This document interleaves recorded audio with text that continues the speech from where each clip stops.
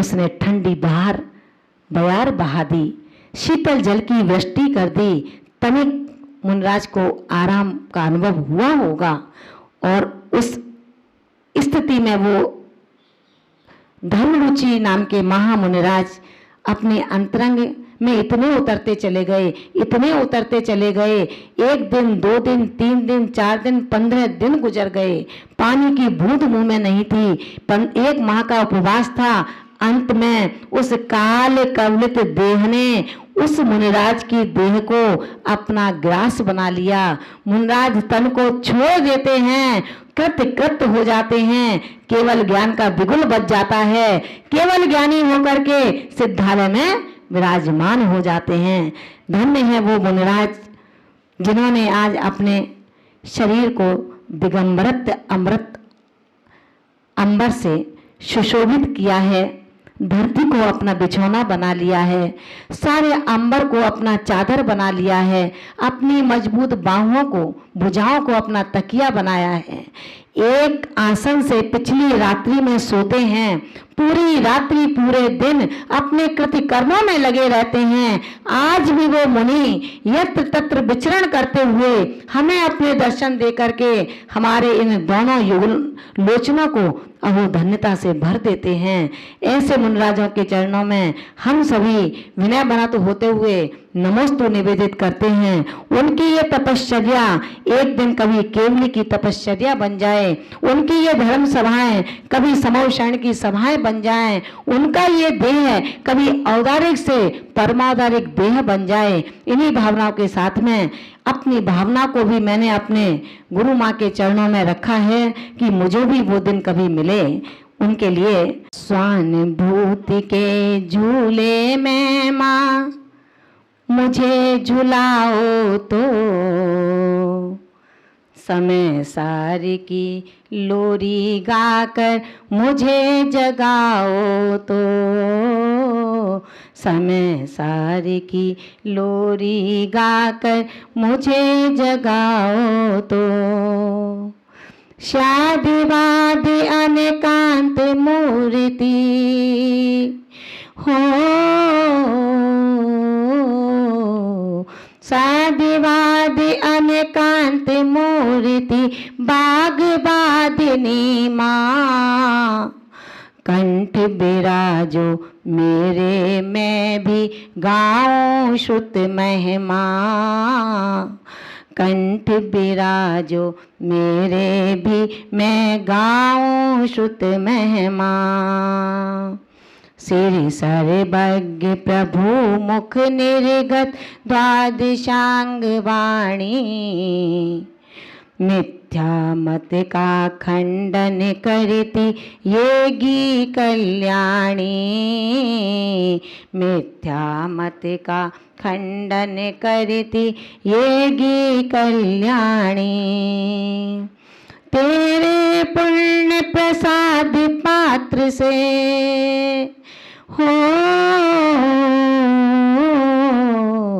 तेरे पुण्य प्रसाद पात्र से बल कैवल्य मिला, वो सब भविक गए सिद्धालय निज सत्संग मिला, वो सब भविक गए सिद्धालय निज सत्संग मिला, वो सब भविक गए सिद्धालय निज सत्संग मिला। ऐसी गुरु माँ के चरणों में माँ सरस्वती की महती अनुकंपा इस बंजर खेत में भी हो जाए, इस दुस्वर स्वर में भी हो जाए, इस नाकाबिल पाथर को भी मिल जाए, तो शायद इस भव की सार्थकता अपनी समझूंगी।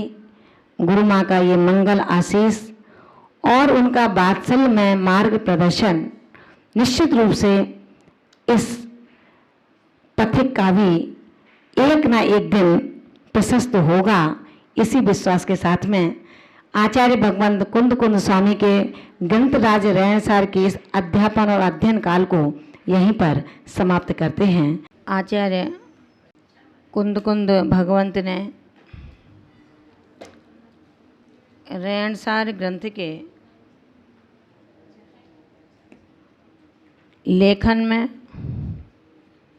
दो धाराओं का मुख्य उपदेश देकर हम सबके लिए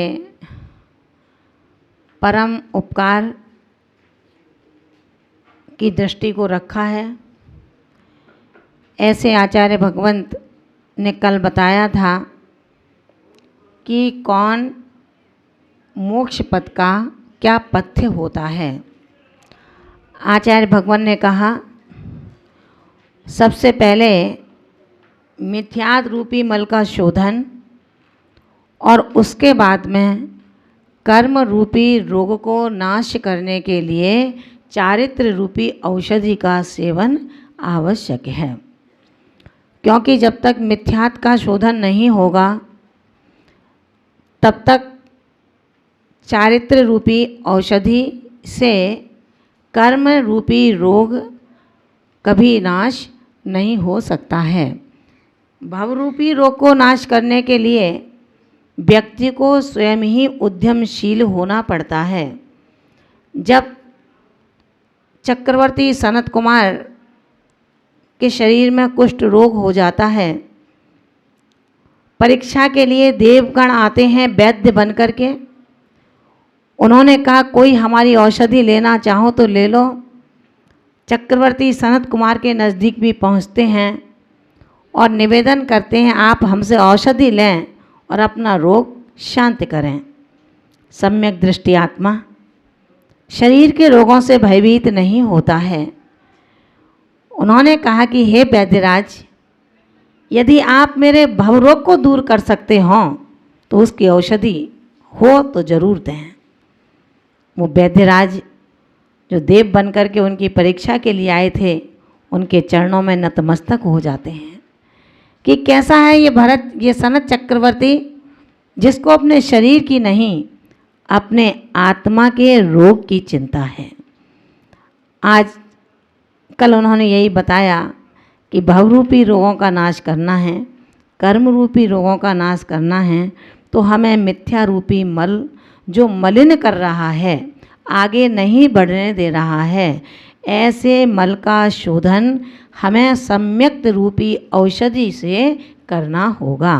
वो सम्यक्त रूपी औषधि उसी प्रकार है जैसे शरीर के अंदर भोजन करते करते करते करते जब पेट के अंदर कब्ज पैदा हो जाती है, निवृत्ति बहुत सुचारू रूप से नहीं चल पाती है, ऐसी परिस्थिति के दौरान वो पथ्य लेने वाला आत्मा, नित्य प्रति भोजन करने वाला आत्मा कहीं पेट की पीड़ा से परेशान होता है, कहीं ज्वर से परेशान होता है, कहीं अन्य शारीरिक कष्टों से परेशान होता है।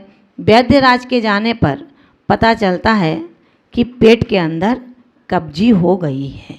अब उसका शोधन करता है कि पेट साफ की क्या उचित दवा दी जाए। जब पेट साफ हो जाता है तो वही जो 2 दिन पहले पीड़ा का अनुभव कर रहा था, अब वो अपने में एक अच्छा महसूस करता है। ठीक इसी प्रकार जो भव रोग को, जिसके आत्मा के अंदर, जिसके परिणामों के अंदर बैर का ताप लग गया हो, कसायों का संताप जन्म ले गया हो, सबसे पहले आचार्य भगवंत कहते हैं अपने आप को संतोष जल से सिंचित करना सीखो। जब संतोष जल से हम सिंचित हो जाएंगे तो निश्चित रूप से हमारा जो मनुष्य पर्याय अतिशय दुर्लभ है, ये मनुष्य पर्याय सुलभता को भी प्राप्त हो सकता है। मनुष्य पर्याय दुर्लभ है, उसके बाद बोधि महादुर्लभ है, और बोधि से जो प्रबल पुण्य का जन्म होता है वो अतिशय दुर्लभ है। आचार्य भगवंत कहते हैं कसायों की अत्यंत मंदता से हे संसारी पथिक, तुम अपने मिथ्यात का मल शोधन कर लो और ऐसे बैठ जाओ जैसे आपको इस दुनिया से, इस देह से, अपने मित्र से कुछ भी लेना देना नहीं है। जब बोलो अच्छा बोलो, जब देखो अच्छा देखो, जब सुनो अच्छा सुनो। तो आपके ये असमय में आपकी इंद्रियां कुचलने योग्य नहीं होंगी, क्योंकि जो इंद्रियां तहस नहस हो जाती हैं, अंतिम समय में इन आँखों से मैं कभी वीतरागता को देख नहीं पाऊंगा। अंतिम समय में इन कर्ण इंद्रिय का अगर मैंने दुरुपयोग कर लिया तो कभी जिनवाणी को सुन नहीं पाऊंगा। और यदि इस रसना का मैंने अंट संट बोल कर के सारी वर्गणाओं को पहले ही खत्म कर दिया तो अंतिम समय में हे आराध्य कैसे लूँगा तेरा पूर्ण पवित्र नाम, जो नाम मेरे अंतिम यात्रा का एक ऐसा पथ्य होगा जो पूरी जिंदगी कुछ नहीं कर पाया, अगर अंत संभाल लिया तो बहुत कुछ संभाल लिया और पूरी जिंदगी धर्म ध्यान करता रहा और अंतिम समय में परिणाम कसाय के हो जाते हैं, बैर के हो जाते हैं, निदान के हो जाते हैं। कसायवश निदान करके यदि मैं इस आत्मा को न देखूं तो मेरा पुण्य किस काम का, ऐसे परिणाम यदि जागृत हो जाते हैं। आचार्य भगवंत कहते हैं कि निश्चित मान करके चलना।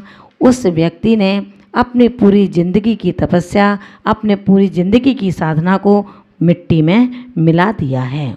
इसलिए आज आचार्य भगवंत कहते हैं ज्ञानी और अज्ञानी में क्या अंतर होता है, कैसा होता है ज्ञानी और कैसा होता है अज्ञानी। आचार्य भगवंत 70वीं कारिका में हमें बताने चलते हैं।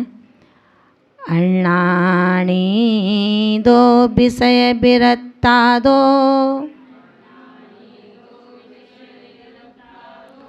होदिशय सहस गुणों, रानी कसाय बिरदो, विषया सत्तो जिणो दिठम, अर्णानी दो विषय विरत्ता दो, होदिशय सहस गुणों, रानी कसाय बिरदो, विषया सत्तो जिणो दिठम।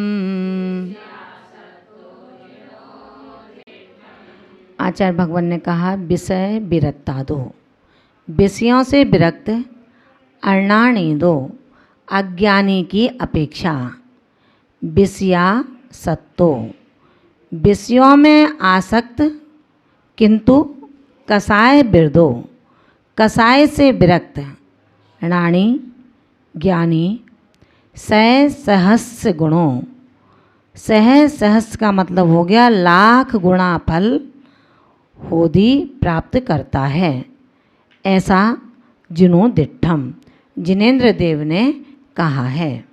क्या कहा? विषय विरत्ता दो, जो विषयों से विरक्त है, अर्णानी दो, उस अज्ञानी की अपेक्षा जो विषयासक्तो विषयों में आसक्त है किंतु कसाय बिरदो, कसायों से विरक्त है, कसायों से दूर है, ऐसा रानी, ऐसा ज्ञानी सहस्र गुणों, लाख गुणा फल होदी प्राप्त करता है, ऐसा जिनो दिठम जिनेन्द्र देव ने कहा है।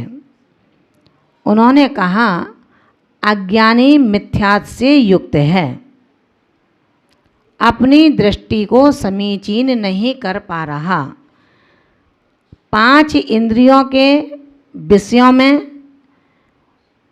तल्लीन होने से बंधक भी है, बंध का स्थान भी है, निरंतर उसका बंध भी चल रहा है, क्योंकि सम्यक्त के अभाव में मिथ्यात्व व अनंतान बंदी से युक्त वह होता है। कौन? मिथ्या दृष्टि आत्मा। ऐसा मिथ्या दृष्टि आत्मा जो अनंत संसार के बंध का कारण है, जबकि पंचेंद्रियों के विषयों में आसक्त है। ज्ञानी आत्मा जो पंचेंद्रिय के विषयों में आसक्त है, लेकिन मिथ्यात्व अनंतान बंधी कसाय से रहित सम्यक्त पने को प्राप्त है। ऐसा आत्मा संसार के बंध में कारण नहीं है। बंध का कौन सा कारण? अनंतान बंधी आदि जो उसकी कसायों का उपशम किया है, उस बंध का कारण वो नहीं होगा। उससे बंधक न होने के कारण लाख गुणा अनंत गुणा फल को प्राप्त करता है। आचार्य भगवान ने यहाँ समझाया है कि हम कोई ऐसा कार्य ना करें जिससे मेरी कसायों का उद्भवन हो, कारण आपका स्वभाव कसायों से युक्त नहीं है, क्योंकि आपका स्वभाव है ज्ञान और दर्शनमय। कैसा स्वभाव है? आपका जो कसायों की अनुरक्ति हुई, कसायों में जो प्रवृत्ति हुई, ये तो सिर्फ आपका विभाव परिणाम है, स्वभाव नहीं है। जब जल को अग्नि से संसर्ग हो जाता है, अग्नि का योग मिलता है, तो क्या होता है? गर्म हो जाता है। और उसको अग्नि से दूर कर देते हैं तो क्या होता है? ठंडा हो जाता है, क्योंकि अग्नि का स्वभाव शीतल है। इसी तरह से आचार्य भगवंतों ने कहा है कि एक आत्मा जब हर किसी के प्रति समत्व भाव रखता है, किसी ने गाली दिया तो भी समता, और किसी ने यदि उसको गिफ्ट दे दिया तो भी उसे समता, किसी ने अर्घ चढ़ा दिया तो भी समता, और किसी ने 80 का प्रहार किया तो भी समता। उन्होंने कहा उसको अपने आप समझ लेना चाहिए। जहाँ परिणामों में शांतता का जन्म हो जाता है, वहाँ अपने आप समझ लें कि आपकी कसायों का मंद होना प्रारंभ हो गया है। जब कसायों की मंदता हो जाती है तो तीव्र अशुभ परिणाम अपने आप गलन को प्राप्त हो जाते हैं।